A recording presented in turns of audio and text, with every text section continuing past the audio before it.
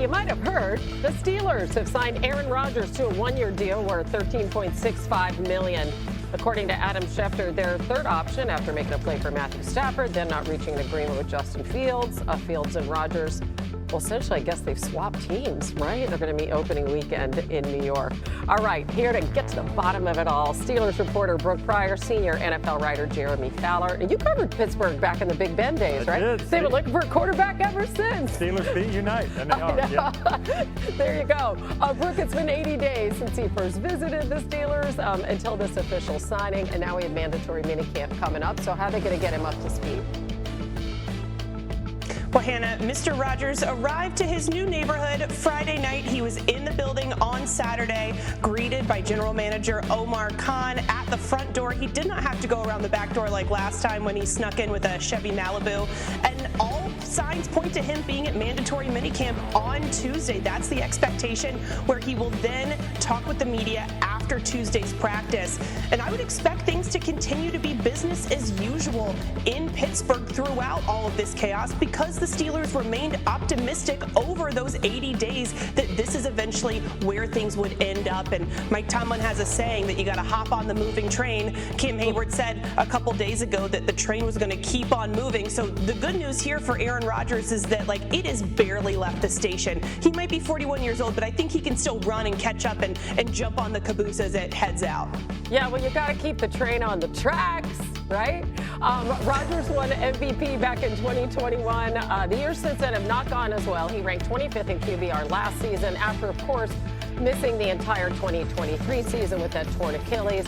Back in 2022, it was 26th in QBR. And they do say that it takes a full year at least to really fully rebound from an Achilles injury, Jeremy. What are you hearing about expectations, particularly with that Arthur Smith offense? Yeah, Hannah, teams I've talked to believe that Aaron Rodgers at this stage is a middle-of-the-pack quarterback. He's probably ranked 15 to 17 among the top 32. He's not that top 10 guy anymore, but the Steelers do believe that they're getting the best field vision from the pocket they've had since Ben Roethlisberger. They believe he's still got plenty of arm strength, and Jets coaches I've talked to think that, look, he was a lot better than the stats showed last year. It's just simply a mobility issue. It's also, how is he going to coalesce with Arthur Smith? The good news is they've been on the phone a couple times.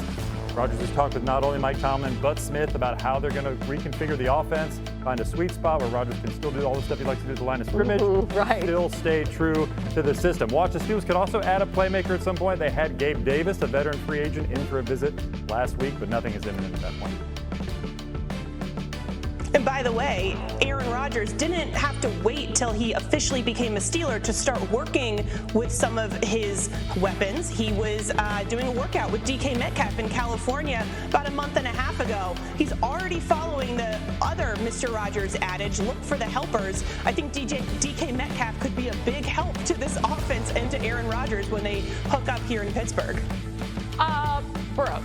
Now, I know you're going to be able to be in a press conference situation with him next week, and there's a lot of people wondering if indeed he is married, because he was sporting that ring on this finger at his signing and again at the Kentucky Derby. So can you get to the bottom of that, please? I would love to. Yeah.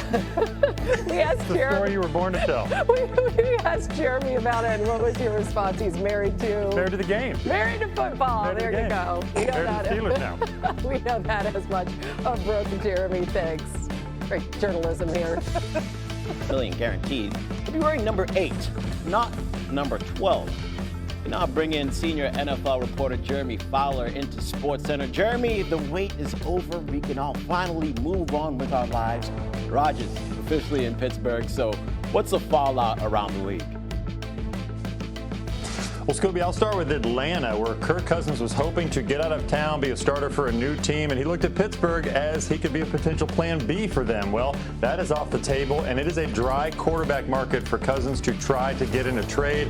Atlanta hasn't really shown a willingness to trade Cousins much, as one source told me that if they were willing to take maybe $7 or $8 million on an offset from another team 2 months ago, this could have got done. But now Cleveland has a bunch of quarterbacks in its room. Pittsburgh has Rodgers. The New Orleans Saints are the only team that could have any sort of opening, but they're probably not going to trade in division. So maybe Atlanta holds on to him through training camp, sees if there's any sort of injury. Also, Minnesota Vikings greatly affected here because they started to roll with J.J. McCarthy this offseason. Rodgers definitely had interest in playing for the Vikings. He was looking at playing for one of those elite-type play callers like Kevin O'Connell. But the Vikings' plan is clear. For what I'm told, they saw this as a 3-year window right now to win a championship with a really good quarterback they like on a rookie deal. They can build around him with some pieces. So they're going to go for it without Rodgers officially now. Yeah, it's going to be fun to see what the Vikings can do with J.J. McCarthy at quarterback. We know he won a championship with the Michigan Wolverines. Now the Steelers are one of 25 teams to have mandatory minicamp this upcoming week. So what other contract decisions have to be made?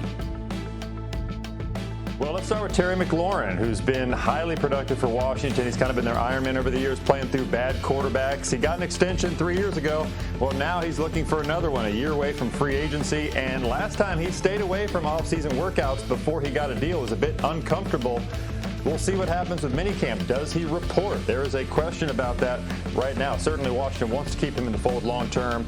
They've had some talks, but not enough progress yet to get to any sort of deal.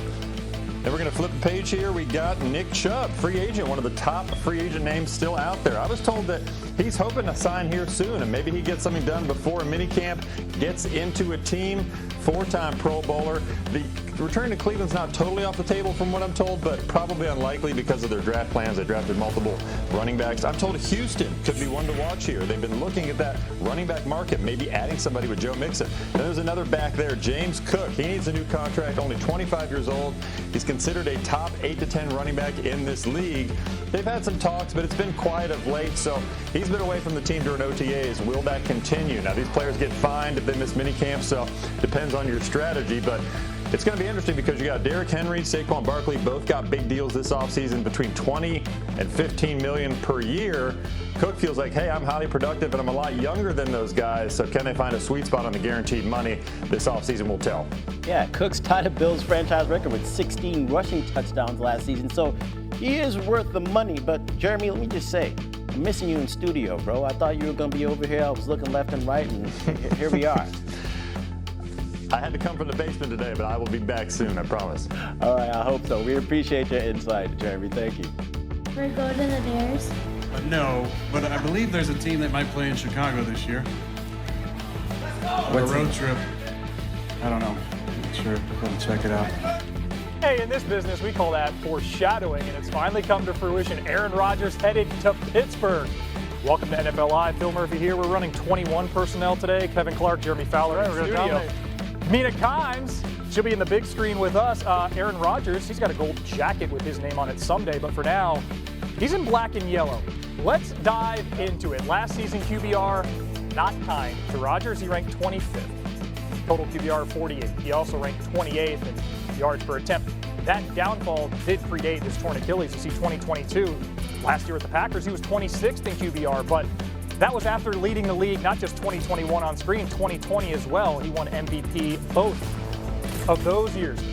Jeremy, we now know Rodgers is a Steeler. How did we finally get to this point? Constant communication. Mike Tomlin, O.C. Arthur Smith talking up with Rodgers the last few weeks just to make sure everybody was comfortable, meaningful conversations. And then I was told Thursday morning inside the Steelers building is when this really started to intensify. And actually some relief set in because everybody there, everybody involved felt that this was going to happen. They expected it, but they never really got an affirmative yes until that point. And so that's when the ball got rolling. And now everybody's excited. You know, they gave Rodgers time too with the personal matter he had. I was told that that was big for them to just try to be patient through this process, let him work that out. That was real. And now they got him. They believe he's been in excellent shape training in LA and he's ready to go. Not a huge surprise ultimately that we got here, but that tension started to build as the calendar says June. I mean, Rodgers in his prime, we know routinely 30 to 40 touchdowns to 5 picks maybe on a year.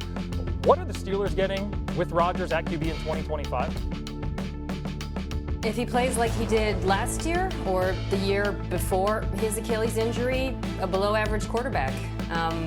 You know, watching him with the Jets, it wasn't helped by the offensive line and the lack of an efficient run game, but you really saw some of the flaws I think you saw prior to his exit from Green Bay. And the one thing that jumped out to me, he still has arm strength. He can still make throws down the field, outside the numbers. Quick game, he's still accurate.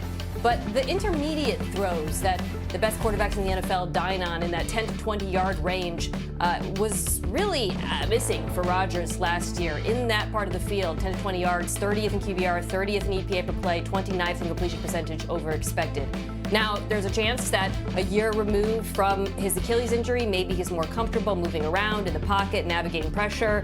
But he's 42 years old. I don't know if that's a bet I'm comfortable to make, so I would keep my expectations pretty tempered.